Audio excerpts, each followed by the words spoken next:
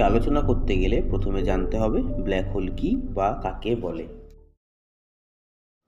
বন্ধুরা, আমরা ব্যাপারটাকে সহজ করার জন্য ধরে নেব, যদি স্পেসে কোনো বস্তুকে কম্প্রেস করা হয় বা সহজ ভাষায় ছোট করে দেওয়া হয়, তাহলে তার ঘনত্ব ও ভর বেড়ে যায়। এর কারণে গ্র্যাভিটেশনাল ফোর্স এত প্রবল হয়ে যায় যে তার মধ্যে দিয়ে আলো পারাপার করতে পারে না, এবং তার মধ্যে কোনো বস্তু গেলে তাও হারিয়ে যায়। এইরকম বস্তুকেই বাস্তবিক অর্থে ব্ল্যাক হোল বলা হয়। যদি আমাদের পৃথিবীকে কম্প্রেস করা হয়, তাহলে তার ঘনত্ব বেড়ে যাবে এবং গ্র্যাভিটেশনাল ফোর্সও বেড়ে যাবে।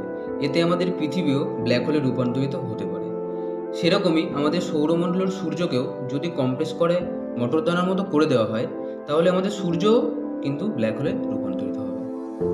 যে কোনো ব্ল্যাক হোলের ভর একটি ছোট্ট বিন্দুতে কেন্দ্রীভূত থাকে, যেটাকে সেন্ট্রাল সিঙ্গুলারিটি পয়েন্ট বলা হয়। এই বিন্দুর আশেপাশে যে